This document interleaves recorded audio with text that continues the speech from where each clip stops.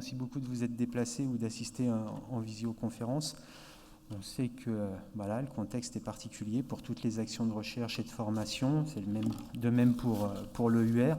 Pour autant, je pense que c'est vraiment important qu'on arrive à échanger à la fois sur ce qu'est cette UR, puisque je pense qu'elle n'est pas encore complètement implantée dans le paysage lyonnais et plus largement. Je pense qu'il est aussi important de vous montrer ce qu'on a réalisé depuis les 18 mois, peu ou prou, que le UR est lancé, et puis très rapidement d'évoquer avec vous le futur et ce qui est attendu des différentes parties prenantes et les différents praticiens qui gravitent autour de cet écosystème. Donc très rapidement, je pense que si vous êtes déplacé, c'est que vous savez déjà ce qu'est une UR, une école universitaire de recherche. Je vais peut-être juste insister sur le fait, alors je suis désolé, je vais essayer de ne pas utiliser de pointeur, puisqu'autrement ça ne va pas se répercuter sur les personnes qui sont en distanciel. Mais en bleu, les deux flèches pointent sur finalement ce qui est la quintessence du programme tel que le gouvernement l'a conçu, à savoir renforcer les liens formation-recherche et aussi renforcer l'internationalisation. En ce qui concerne le URH2O Lyon, l'idée est bien de développer tout un écosystème autour des sciences de l'eau qui va reprendre évidemment ces deux points focaux des programmes UR, à savoir les liens formation-recherche. Mais je dirais que dans notre cas, c'est une recherche qui est explicitement interdisciplinaire, une internationalisation, et on s'est mis comme enjeu supplémentaire d'optimiser les liens entre la formation-recherche et les acteurs socio-économiques. J'aime toujours présenter le UR en rappelant d'où nous venons. Ce n'est pas simplement pour flatter l'ego de nos aînés. Je pense que c'est aussi parce que ça montre qu'à un moment où l'interdisciplinarité et les relations entre monde académique et acteurs socio-économiques sont un peu sur toutes les lèvres, eh bien c'est de montrer que la communauté H2O Lyon, elle s'inscrit dans un temps long, qui a déjà développé et qui continue à pratiquer ces interactions.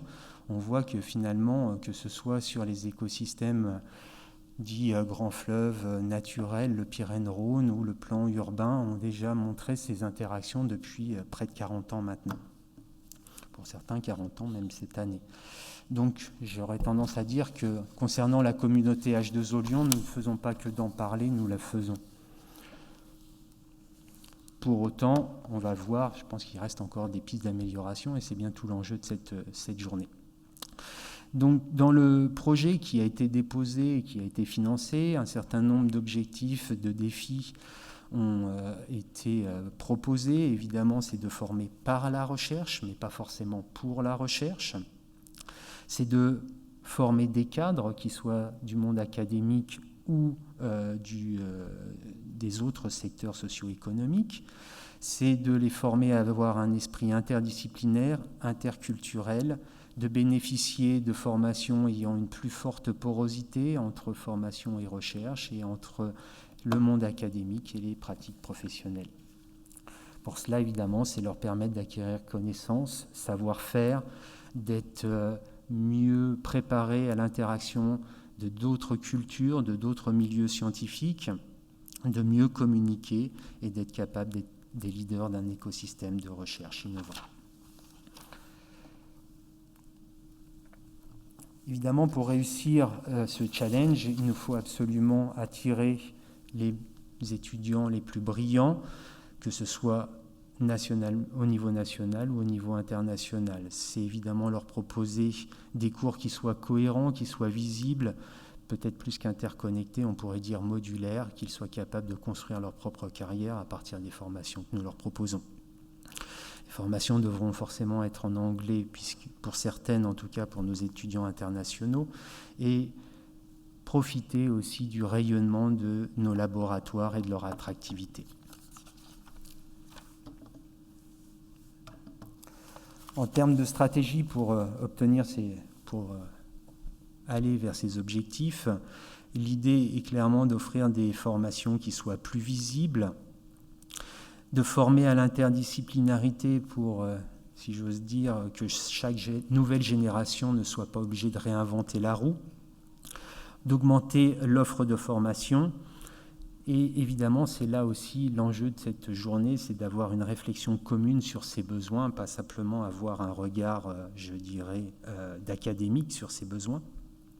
Donc, la stratégie, si on la résume, ici en orange, c'est augmenter l'organisation, c'est définir des priorités de recherche et de formation, ou en tout cas de les affiner, puisque dans le projet qui a été déposé, nous avions déjà défini un certain nombre de priorités, ou en tout cas de thématiques, puisque quand même, il faut reconnaître que si la communauté H2O Lyon est très large, le domaine d'études l'est encore plus, et l'objectif était clairement de s'appuyer sur les forces présentes, les interactions qui ont été déjà développées sur un certain nombre de dispositifs. Je pense par exemple aux différentes actions de recherche qui ont été développées dans le cadre de la zone atelier bassin du Rhône ou de l'observatoire de terrain en hydrologie urbaine. Donc ne pas réinventer les questions, mais capitaliser sur ces questions scientifiques, capitaliser sur l'interaction avec les acteurs socio-économiques autour de ces questions, et ce qui est propre à l'EUR, ajouter une dimension formation. Donc, en résumé, parce que je pense que si vous nous avez fait le plaisir de nous accompagner depuis le lancement du projet, vous devez vous souvenir qu'il y a 5 focus, que ces focus sont tous une hybridation interdisciplinaire, à la fois de sciences fondamentales et de la nature, de sciences pour l'ingénieur, de sciences de la vie et de sciences humaines et sociales. Donc un focus autour des changements climatiques, ressources naturelles. Vous pouvez voir sur le bas de la slide un certain nombre d'enjeux qui ne sont pas forcément restrictifs, les grands items qui sont vraiment les marqueurs de l'expertise de la communauté d'H2O Lyon. Un focus également autour des transferts d'eau et de sédiments, leur relation à l'habitat, à la biodiversité. Je vais aller très vite sur ces focus parce que vous les avez déjà souvent côtoyés, mais aussi parce que nous aurons l'occasion d'y revenir si vous le souhaitez dans le reste de la journée. 3e focus autour des polluants, de l'écotoxicologie, des écosystèmes, avec le travail autour des faibles doses ou des effets cocktails qui, si ils apparaissent un petit peu logiques aujourd'hui, je pense qu'ils ont été aussi très fortement mis en avant par la communauté lyonnaise. Un 4e focus autour d'une compréhension globale, holistique et une gestion durable des eaux urbaines. Et un 5e focus autour du monitoring social et des observations de bassins versants. Encore une fois, ce sont les marqueurs de la communauté H2O Lyon. Et l'idée, c'est bien de capitaliser, ne pas nous diluer, mais capitaliser sur ces forces et rajouter une patte formation forte. Toujours dans le projet soumis, il y avait explicitement cette figure d'optimiser les relations entre les académiques et les autres acteurs socio-économiques, l'interaction entre la recherche-formation, les praticiens, avec l'expertise du gré notamment.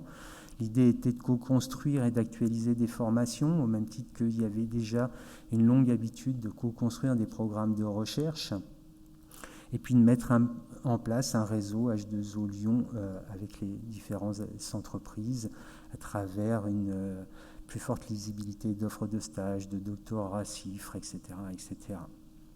Évidemment, je dirais que le projet qui a été déposé, il est en grande partie, il reflète en grande partie la flèche descendante en orange, et l'enjeu de cette journée notamment et des interactions sur le long terme est bien de travailler sur la flèche ascendante, qu'il y ait une vraie interaction. Ce n'est pas simplement de vous exposer notre vision et nos souhaits, mais bien d'entendre aussi les visions et souhaits de l'ensemble des acteurs du domaine.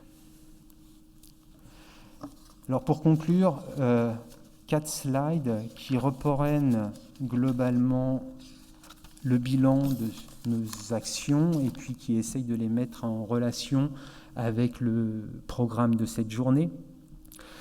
Donc, depuis peu ou prou 18 mois, nous avons travaillé à renforcer la communauté, les liens entre toutes les parties prenantes, Renforcer la communauté, ça a été de travailler à l'intégration de nouvelles équipes de recherche dans le consortium H2O Lyon, renforcer les compétences en modélisation écotoxicologie par exemple, être ouvert à l'évolution des formations intégrées dans le parcours, enfin dans le dispositif H2O Lyon. Ça nous a permis d'intégrer un parcours de master en gouvernance des risques environnementaux.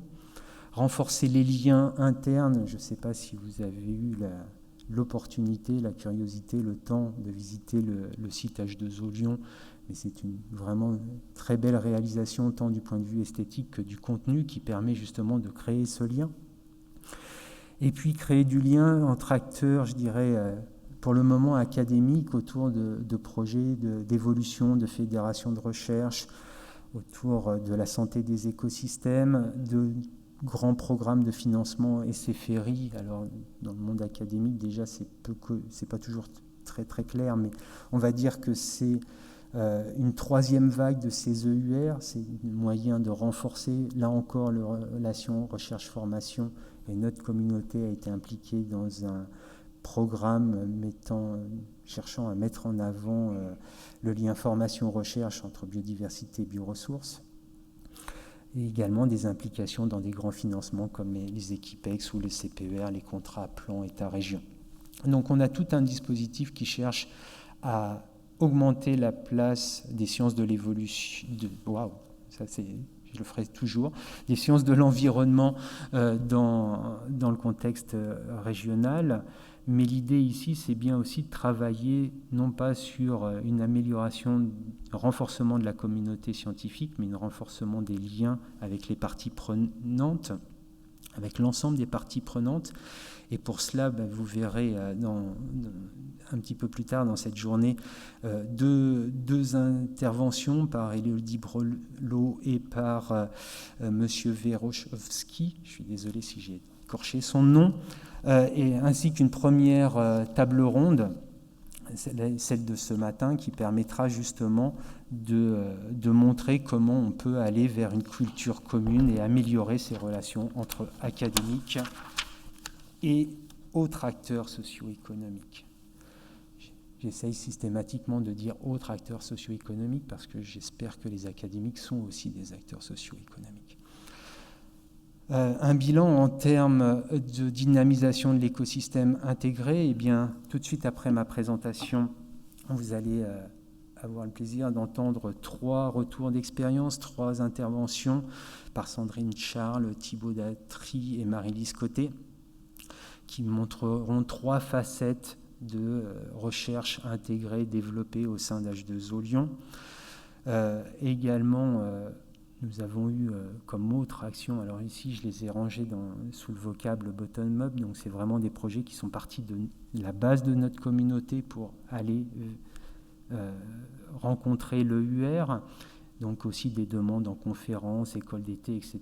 Tout ça, vous aurez l'occasion de voir par le détail le pêle-mêle qui est installé à l'entrée dans le grand hall et que vous pourrez visiter les posters juste après le repas.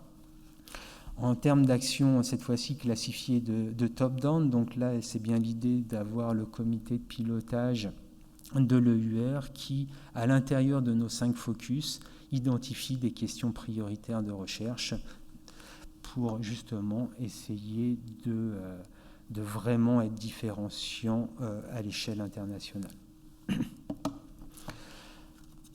Un bilan en termes de renforcement de l'offre de formation, je vais aller très très vite puisque nous allons avoir aussi différentes interventions entre 11h et 11h30 autour de l'employabilité avec les interventions de Corentin Leroux et d'Anne Clémence, mais également à 14h50 une présentation des différentes facettes de renforcement de l'offre de formation que nous proposons qui seront présentées par Sylvie Barrault. En quelques mots, juste... Nous avons travaillé à une labellisation, à un label, vous verrez cet après-midi de quoi il retourne, proposer aussi un parcours international qui soit mutualisé et qui essaye de résoudre la quadrature d'une maîtrise disciplinaire et interdisciplinaire. des réflexions vers des parcours spécifiques. Mais évidemment, comme toujours, ces différentes présentations seront là pour avoir des échanges et vraiment entendre aussi vos attentes, vos besoins, les freins que vous pouvez rencontrer. Dernière slide, simplement pour dire qu'évidemment, nous cherchons aussi à avoir un bilan en termes de renforcement du rayonnement international. Ce caractère international, je dirais qu'il a été ancré dès le lancement de cette EUR, puisque ça avait été l'occasion d'organiser une séance de signature autour des principes défendus par l'IWA, l'International Water Association, qui avait été organisée par le GREI. Mais c'est aussi l'idée de travailler à différentes labellisations pour que nos étudiants voient la pertinence de se rapprocher de la communauté H2O Lyon. En cours de signature, j'ai reçu le draft d'accord hier soir, un accord avec l'UNESCO, un programme UniTwin qui visera à établir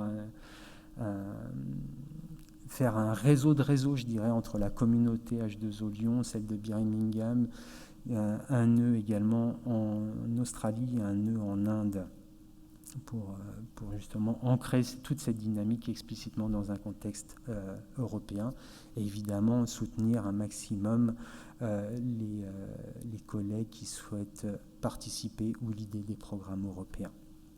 Parce que je pense que cette reconnaissance internationale va aussi valider notre expertise et aussi la qualité de la formation de nos étudiants.